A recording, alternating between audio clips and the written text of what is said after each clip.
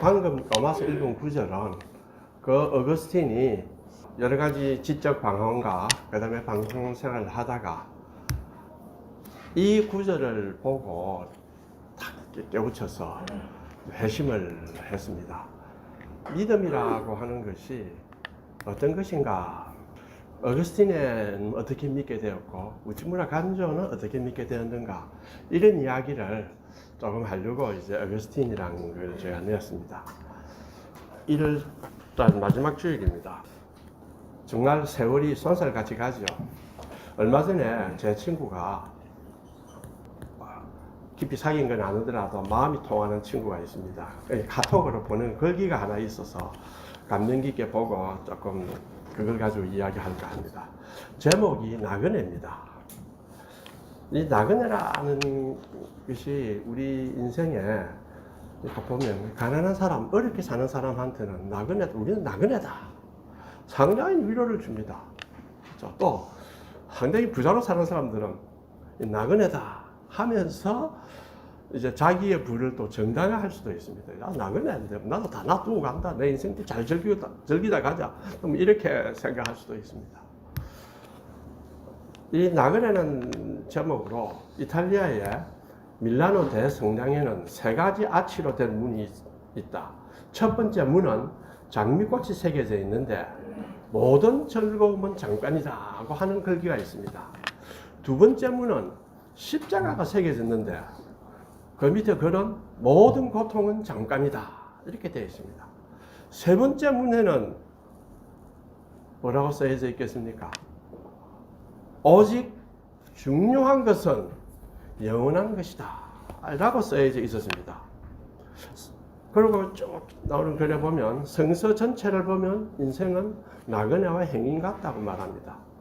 아브라함도 나그네라, 야곱도 나그네라. 자, 그러면 인생이 나그네와 같다는 것이 어떤 뜻인가? 요 글귀에는 인생은 이 세상에서 나그네처럼 살다가 떠나간다. 인생은 안개와 같이 잠깐이라는 걸 강조합니다. 또 하나의 강조는 뭐냐? 나그네니까 이 세상에는 다 놔두고 간다. 아무것도 가지고 갈 수가 없다. 이걸 의미합니다. 그래서 비유로 호텔에 아주 고급 호텔에서 우리가 지냅니다. 아무리 고급 호텔에서 잘 지내더라도 가지고 갈 때 호텔을 떠날 때는 아무 좋은 것도 가지고 가지 못합니다. 마찬가지로 세상의 나그네 생활을 마치고 고향인 하늘나라로 갈 때에는 그 좋은 것들을 하나도 가지고 못하는 것이 인생이다. 이렇게 이제 써놨습니다. 그리고 결론을 이렇게 보니까 우리는 나그네 같은 인생을 살면서 봉사하고 베풀면서 더불어 잘 살아야 한다. 오늘도 내가 건강함에 감사하고 오늘 내가 일할 수 있음에 감사하고 오늘 내가 누군가를 만남에 감사하고 감사가 넘치다 보면 우리의 삶도 저절로 행복해질 것이다. 아주 좀 감동이 되죠. 그래서 제가 이거 곰곰이 한번 더 읽어봤습니다.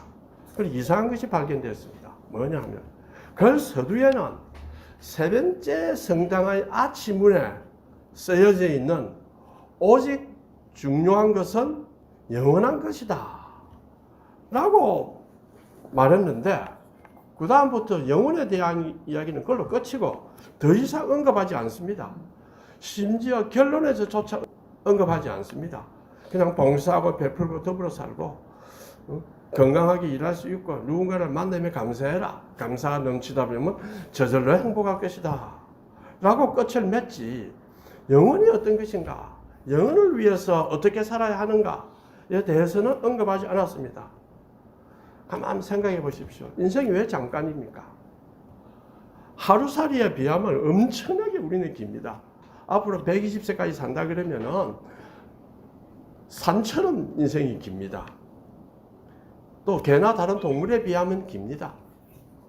어떤 사람은 30살까지 살았지만 엄청난 일을 하고 오래 살았다 하는 사람도 있고 어떤 사람은 100살까지 살았지만 아무것도 한 것이 없어. 왜 인생이 짧어? 이렇게 생각하는 사람도 있습니다. 인생이 잠깐이라고 하는 것은 영원이 있기 때문에 인생은 잠깐입니다. 영원에 대한 고려를 하지 않으면 인생은 잠깐이라 말할 수가 없어요. 또 그럼 인생은 나그네다 이렇게 말합니다. 자, 나그네 삶이 무슨 의미가 있습니까? 영원을 생각하지 아니하면 이렇게 잠깐 사나 저렇게 잠깐 사나 그냥 사는 거지.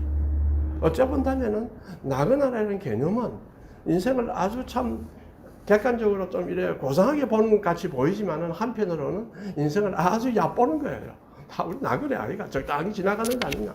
얼마나 삶이 중요하고 우리에게 주어진 시간 한 시간 한 시간이 얼마나 중요한가에 대해서 생각하지 않도록 만듭니다. 어차피 잠깐인데 이렇게 사나 저렇게 사나 마찬가지 아니냐. 남을 해치지 않고 살면 그뿐 아니냐. 이처럼 인생이 나그네라는 걸 발견했다는 것은 훌륭한 것 같지만은 그것은 다른 한편으로 보면은 굉장한 패배주의적인 인생에 대한 수용입니다. 그나마 고차적이고 철학적인 면이 좀 있습니다. 왜냐하면 저게 친구들한테 인생은 나그네다. 다 늙어 죽는다. 잠시다. 그러니 이제 여러분들은 나이 들었으니까 지갑은 열고 입은 닫고 항상 감사히 살고 막 이런 이제 윤리적인 이야기에 나오는 데 비해서 이 글은 그런 약간 철학적인 면이 있습니다. 그리고 또 하나는 나그네라고 하는 그 속에는 삶의 의미가 담기지 않습니다. 만약에 우리의 삶에 의미를 생각하지 않으면 어떻겠습니까? 인간의 삶이 가치 있다고 생각할 수 있습니까? 내 하고 싶은 대로 참 열심히 잘 살았다. 내 마음대로 하니까 다른 사람은 얼마나 그걸로 인해서 고통당하고 피해 안 입었겠어요? 그게 생각합니까? 안 합니다. 왜? 잠깐 살다가 가는데. 인간에 대한 이해가 있어야 인간에 대한 의미를, 우리의 삶에 대한 의미를 파악할 수 있습니다. 그런데 인간에 대한 이해를 하려면 이 세계에 대한 이해가 있어야 됩니다.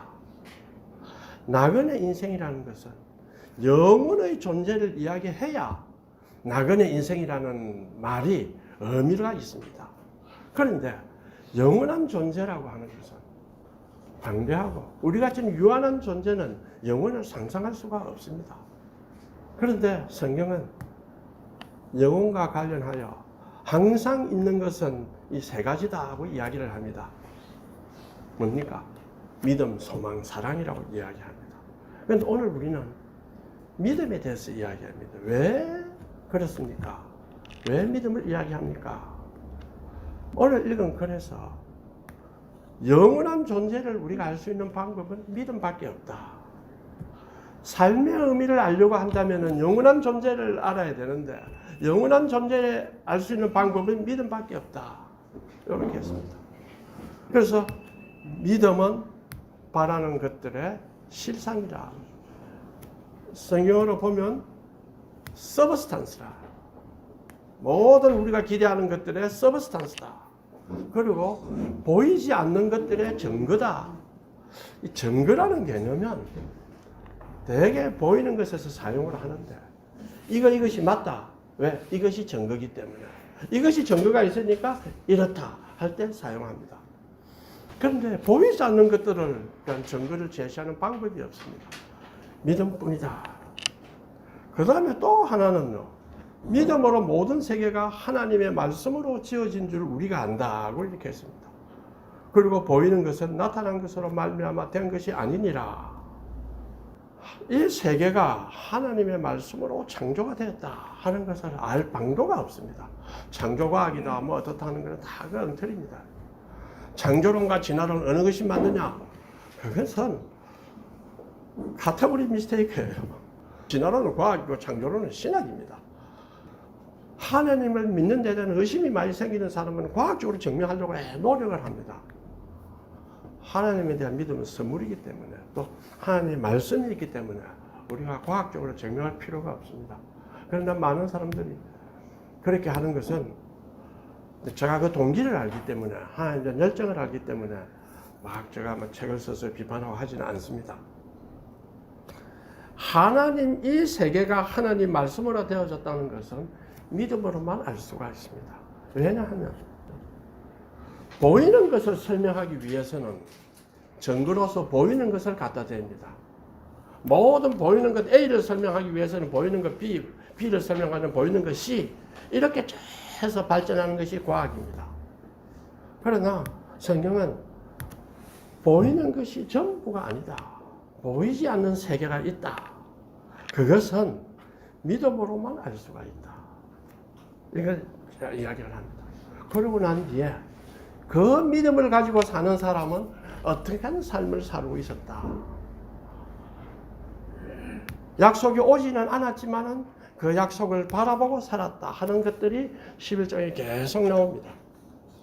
그런데 믿음이 없던 사람이 믿음을 가지고 난 뒤에 삶에 큰 변화를 일으키고 삶의 깊은 의미를 깨닫고 우리 세계에 큰 기여한 사람이 있습니다. 그 사람이 어거스틴입니다. 또 하나는 우즈무라 간조입니다. 어거스틴은 어릴 때 부모가 탁월한 줄 알아서 공부를 시키려고 애를 많이 썼습니다. 그래서 카르타고에 보내서 공부를 막 시켰죠. 돈이 없어서 쉬기도 하고. 그런데 거기에서 많은 철학자들을 만나게 되었습니다. 지적으로도 엄청난 방황했습니다. 어머니 모니카는 열심히 기도하는 기독교 신자이기 때문에 어릴 때 기독교를 좀 배웠겠죠. 그러나 커서 기독교를 완전히 떠났습니다. 그러므로 여러 가지 철학책도 있고 깨닫고 막 했지만 마음은 편하지 못했습니다. 그래서 방탕한 삶을 살았습니다. 그런데 어거스틴에 가는 이야기는 이제 제가 이제 찾아보니까 언제 회심을 했느냐 하는 것은 논쟁의 여지가 있습니다. 그래서 일반 인터넷에 나오고 일반 책에 나오는 걸 믿고 막 그대로 이야기는 제가 하지는 않는데, 어거스틴이 가서 엄마가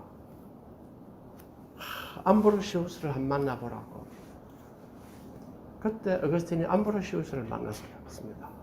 암브로시우스는 우리가 잘 알겠죠. 평화에 대한 시로서 남겨져 있고, 아주 당시에 아주 뛰어난 웅변가고 뛰어난 이제 그 주교로서 뛰어난 학자고 또 그 주교로서 그 목회 사역을 많이 했습니다. 그런데 이 사람을 만나러 갈 때 어거스틴은 왜 갔느냐? 자기는 수사학을 배워서 돈을 많이 벌어야 돼요. 변호사 하면 돈을 많이 벌지 않습니까? 돈을 많이 벌려고 암브로시우스한테 갔습니다. 거기에서 나도 모르게 어거스틴은 신앙에 대한 것이 좀 생기게 되었어요. 자꾸 생기게 돼요. 그 수사학 배우려고 갔는데 자기도 모르게 생기게 되었어요. 그러다가 밀라노에서 이제 친구들 만나하면서 자기 마음의 괴로움이 막 찾아듭니다. 암브로시우스한테 아주 성경 말씀을 듣고 하니까 자기가 얼마나 죄인이다. 자기 인생에 대한 막 통제하지 못하는 이런 정욕적 열정 이런 것 때문에 막 괴로워하고 있었죠. 그때 정말 내가 눕니까 주님? 나를 가르쳐 주십시오. 나는 사악한데 내 눈으로 내 자신을 좀 참으로 보게 해 주십시오. 이렇게 어거스틴이 그랬습니다. 그런데 그때 어거스틴이 밀라노 정원에서 가슴 아프면서 뭐라고 했느냐 하면, 나는 언제까지 내일 하여야 합니까? 왜 지금은 안 됩니까? 나는 왜 이 순간에 나의 추한 죄를 청산하지 못합니까? 어거스틴이 나는 내내 울면서 이렇게 자문했습니다. 내 마음속에 가장 비통한 슬픔이 눈물로 쏟아진 것입니다.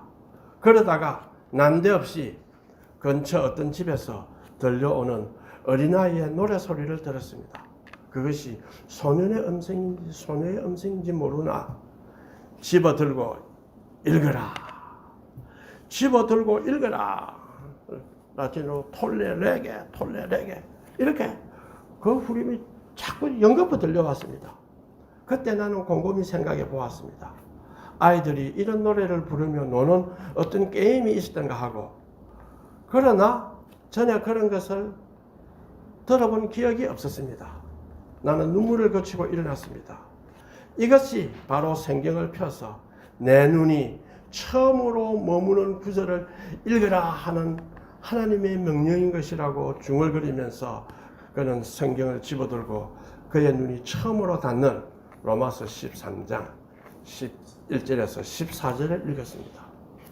오늘 우리가 나중에 읽은 거죠. 또한 너희가 이 시기를 알거니와 자다가 깰 때가 되었다. 이는 이제 우리의 구원이 처음 믿을 때보다 가까웠습니다. 밤이 깊고 낮이 가까웠으니 그러므로 우리가 어둠의 일을 벗고 빛의 갑옷을 입자.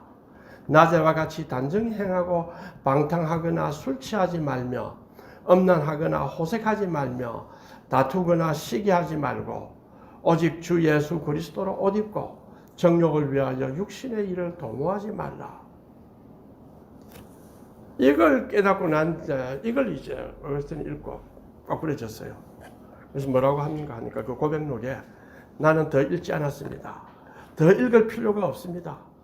광명한 확신의 빛으로 내 마음을 비추어 내 속에 있던 모든 의심의 어두움을 물리쳐 주었기 때문입니다. 이제 허망한 시절은 지나가고 내게 축복의 날이 임했습니다. 전에는 결코 포기할 수 없었던 육신적 정욕을 이제는 기쁨으로 포기합니다. 주님은 나에게서 육체적 소용을 앗아갔으니 더욱 참되고 위대한 행복을 허락해 주셨습니다. 이렇게 해서 어거스틴은 믿음을 갖고 삶을 바꿉니다. 그 결과 삶의 의미가 뭐냐에 대한 것이 갖지 못하고 살았던 것에는 180도로 바뀌어서 엄청난 일을 했습니다. 나중에 많은 책들도 썼지만은 나중에 반달족이 로마를 점령하고 아프리카 시포로 옵니다. 딱 시포가 점령되기 전에 한 달 전에 저 사람 죽었어요. 병 걸려가 죽었는데 그때 로마에서는 빨리 네 책을 들고 그때 이제 배를 보내가 책을 들고 어디로 피해라. 이게 나왔죠. 그런데 어거스틴은 안 피했습니다. 주교가 그 당시 어거스틴 유명한 주교니까 얼마든지 살람이 피해갈 수 있었죠. 안 피하고 쏟아져 들어오는 피난민들이 히포로 들어오죠. 그런 사람은 돌보고 아픈 사람 간호하고 그래 하다가 열병에 걸려서 죽었습니다. 그러고 난 뒤에 한 달 만에 그 히포가 이제 점령이 됩니다. 그 다음에 또 한 사람은 우쭈무라 간조입니다. 우쭈무라 간조는 모르는 사람도 있을지 모르겠는데 일본의 참 거의 아주 초기 기독교 사상가로서 위대한 일을 한 사람입니다. 이 사람은 하나님을 믿지 않았고 착실하게 자기 조상으로 내려오는 신들을 잘 섬겼습니다.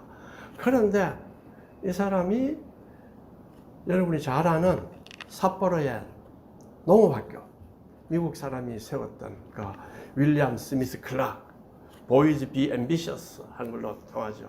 그 사람이 세웠던 학교에 입학하게 됐습니다. 자기가 가보니까 1학년들은 다 예수를 전도를 해가지고 다 주를 믿게 됐어요. 자기는 안 믿었어요.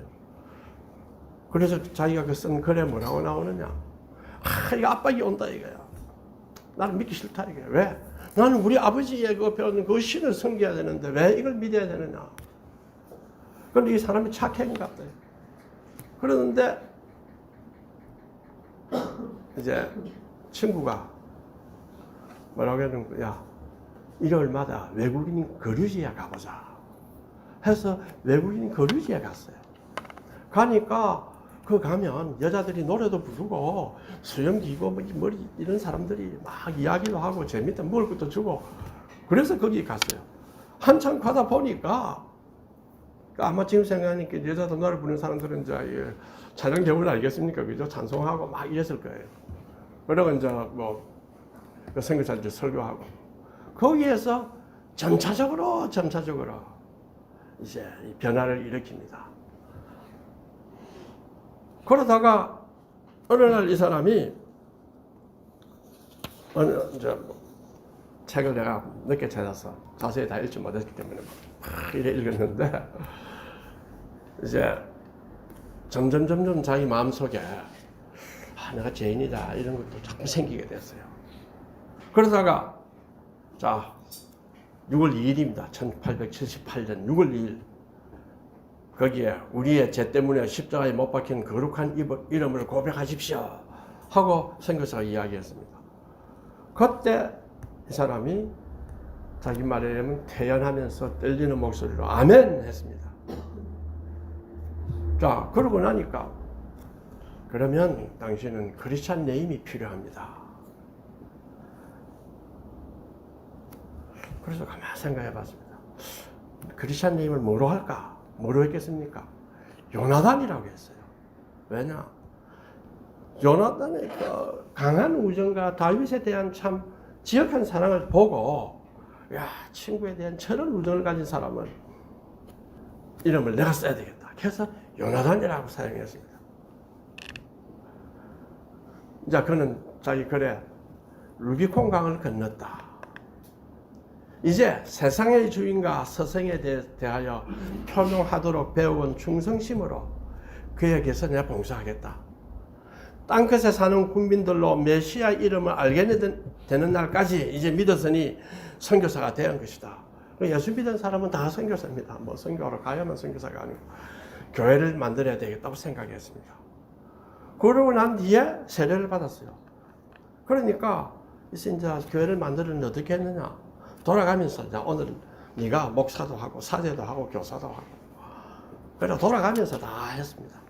학생 방에서 예배를 드리고 개개인 모두가 동일한 성서적이고 사도적이다라는 걸 발견했다고 했습니다. 그래서 이제 예배를 드리고 기도도 하고 이렇게 전도도 하고 쭉 했는데 미국에 이제 유학 갈 일이 생겼어요. 그래서 누가 들어갔느냐? 내나 클라크 교수가 있던 엠헤스트인가 그렇게 가게 됐습니다. 그래서 3년간 이제 대학 공부를 했습니다. 그런데 그 공부를 하면서 이 사람이 본 것이 뭐냐? 미국의 인권위가 미국의 참 프레지덴토라는 사람은 보니 일본은 어떻습니까? 다 위에서 내려오는 사람들이 다 신분에 의해서 혈통에 의해서 높은 집 가지는데 이거는 대통령도 뽑고 희한한 나라구나 이렇게 생각했죠. 그런데 미국에 가보니 자기는 기독교국이다 해서 희망을 부풀고 갔는데 이 제약이 많아요. 야, 착한 일도 있지만 악한 일도 많다 이거야. 그러니까 실망을 또 얼마나 했겠어요. 그래서 이 사람이 생각을 많이 했습니다. 그래서 여기 이제 나는 왜 기독교인이 나는 어떻게 기독교인이 되었는가라고 나왔네요. 나는 왜? 라고 이제 나오지 않았습니다. 아마 제가 생각하는 어거스틴은 아주 극적인 체험이라는 것도 있었어요. 그런데 우즈무라 간조는 그런 극적인 체험이었고 조금씩 하나님을 믿게 된 거예요. 그래서 이 사람이 이렇게 했습니다. 나는 기독교의 발전성을 기독교에 돌린다. 믿음과 소망과 사랑, 죽음과 그 사자에 도전하여 그것을 물리치는 이 세 가지 생명의 사자가 지난 1900년 동안 기독교국에 작용하여 그것을 현재의 상태로 만드는 것이다. 그래서 기독교국 사람들의 죄를 여전히 크다고 하더라도 그들은 그것을 정복할 힘을 가졌다. 그들은 치유될 수 없다고 생각하는 그 어떤 슬픔도 아직은 가지고 있지 않다. 기독교는 오직 이 힘 때문이라는 이유만으로도 가질 가치가 있지 않는가. 기독교 외국 전도의 존재의 이유는 무엇인가? 나는 이미 그것을 설명했다고 생각한다. 그것은 기독교 그 자체의 존재가 이유가 전도다. 이런 뜻으로 했습니다. 이처럼 믿음이라는 것이 무엇인가를 깨닫고 나니까 우즈무라 간조의 삶은 크게 변했죠. 우리나라에도 함석헌, 김교신 같은 분은 우즈무라 간조 밑에서 배웠습니다. 당시에 동경대학 총장을 비롯해서 아주 위대한 인물들이 우즈무라 간조 밑에서 나오게 되었습니다. 우즈무라 간조는 2차 대전이 일어날 때 반전했어요. 절대 전쟁하면 안 된다고 반전해서 결국 감옥소 가게 되고 자기 많은 대아들도 결국 반전 운동을 통해서 이제 동경대 총장 하다가도 쫓겨나고 다 많이 그렇게 했습니다. 다시 말하면 그 암울한 시대의 양심으로 우즈무라 간조는 활동을 했습니다. 믿음을 가진다고 하는 것은 삶의 의미를 깨닫습니다. 왜냐하면 이 세상이 전부가 아니다. 이 세상이 나그네다. 이렇게 생각하는 것이 아주 고상하고 그렇다는 것 같지만은 자칫하면 이 세상은 허무한 거다. 또 돈 있고 하는 부자들은 나그네란 걸 펼쳐가지고 가난한 사람들을 묶어줍니다. 너가 위로받아라. 뭐 나그네 아니까 잠깐이다. 위로받아라. 고생하지만은 잠깐 아니냐. 그러나 강한 자고 부자들은 자기는 잠깐이 아닙니다. 죽을 때만 잠깐이지 잠깐으로 안 삽니다. 평생 살 것처럼 삽니다. 믿음이 없이는 인간의 삶의 의미와 가치를 알 수 있는 길이 없습니다. 자, 그러면 하나님에 대한 믿음이 뭘까요? 하나님은 무한하고 영원합니다. 데카르트가 주체를 이제 발견한 사람으로, 주체 철학의 시조로, 또 존재론을 인식론으로 바꾸는 철학자다 하고 막 이렇게 이야기를 아주 위대한 철학자라고 합니다. 그러나 그 데카르트가 나는 생각한다. 생각하는 건 확실하다. 아무리 내가 다른 거 다 거짓이라 하더라도 생각한다는 건 확실하다. 그렇다면 생각하는 주체가 있지 않느냐. 그래 했습니다. 그런데 생각하는 주체가 있는데 내 마음속에 뭐가 있느냐. 나는 유한하다 이거야. 마음속에 무한이라는 관념이 있다. 이게 어디서 왔느냐. 신에게서 왔다. 그래서 신은 존재한다. 데카르트가 그 철학을 만들려 하는 그것도 신이 존재한다는 걸 증명하기 위해서 사실은 했습니다. 우리가 고백만으로 표현하는 방식이 있지만은 또 철학적으로 신이 존재한다. 이걸 데카르트가 보여주려고 했어요. 파스칼 같은 사람도 영원히 존재한다. 인간이 얼마나 고귀한 존재냐. 우주 전체에 비하면 인간은 보잘것없다. 우주가 눈물 한 방울 흘려도 인간은 다 없어집니다. 그러나 인간은 우주보다 낫다. 왜? 인간은 생각하는 갈대다. 생각하기 때문이다. 그 생각의 가장 기본은 하나님에 대한 믿음에서 옵니다. 우리가 왜 생각할 수 있습니까? 이 세상에 로고스라는 질서가 있기 때문에 인간은 생각할 수 있습니다. 내가 내 마음대로 생각하는데 천만에요. 로고스라는 질서가 세계에 없으면 인간은 생각할 수 없습니다. 어떻게 나의 생각과 저 사람의 생각이 통합니까? 나는 우리 여기 있는 윤 박사를 전혀 알 수가 없습니다. 왜? 저기서 나오는 모든 신호는 내 감각에 타치해서 들어오는 거지 신호만 들어오는 거지 내가 직접 알 수가 없어요. 그런다 우리는 완전히 타자와 남인 것 같지만은 통합니다. 왜? 하나님이 로고스라는 질서를 주었어요. 하나님에 대한 믿음은 우리의 삶의 의미가 무언가, 내 삶에 어떻게 가치가 있는가도 알게 해줍니다. 그런데 문제는 뭐냐? 내가 어떻게 하나님을 알 수가 있느냐? 그래서 성경은 하나님의 아들이 이 땅에 왔다. 육신을 입고 왔다. 그건 예수다. 나사렛 예수다. 왜 그 나사렛이 강조되었겠어요? 역사적으로 이 세상에 왔다는 뜻입니다. 추상적으로 보편적으로 온 것이 아니에요. 당시의 철학자들, 그 당시의 영지주의자들, 마니교도들 정신과 물질 사이에 서로 본질적으로 다른데 어떻게 이게 합할 수 있느냐? 영혼하고 물질하고 어떻게 다른데 합할 수 있느냐? 신은 선한데 어떻게 악한 물질을 손댈 수 있느냐? 논쟁가 있었죠. 요새는 그런 논쟁 안 합니다. 이거 해봤자 소용없다. 어떤 의미에서는 그런 논쟁을 한다는 것은 영혼에 대한 인간의 갈증을 표현하는 것입니다.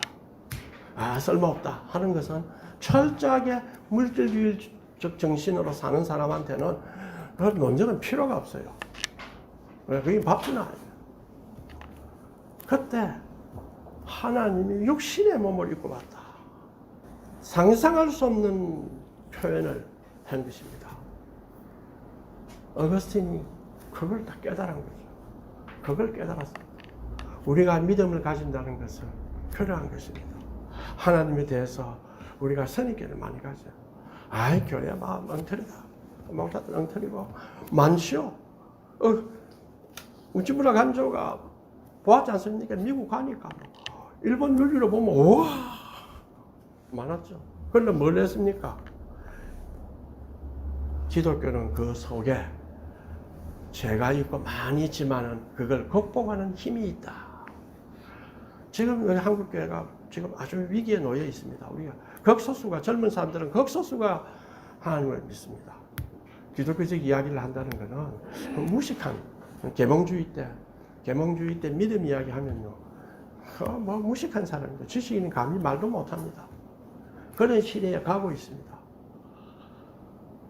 우리가 어릴 때부터 주님을 알게 된 사람도 있을 것이고, 중간에 새로 믿게 된 사람도 있을 것이고, 어떤 형태로든지 주님에 대해서 우리가 접근을 했습니다. 이제 우리가 해야 할 일은 이때에 하나님에 대한 믿음을 우리가 가져야 됩니다. 그 믿음은 그럼 어떻게 가지는가? 단번에 가지는 사람도 있습니다.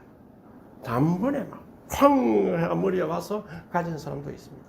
그러나 어거스틴도 단번에 가졌다고 하지만은 어머니를 통해서 꾸준한 전도와 기도, 그에 대한 교육, 그 다음 암브로시우스에서 들었던 말씀, 이런 것들이 쫙 쌓여서 그런 극적인 경험이 왔습니다.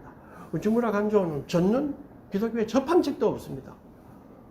그런데 학교에 가서 그 노래도 부르고 좋다 이게 뭐 주고 좋다 이게. 그래서 왔다 갔다 해서 주님을 깨닫고 얼마나 큰 일을 했습니까?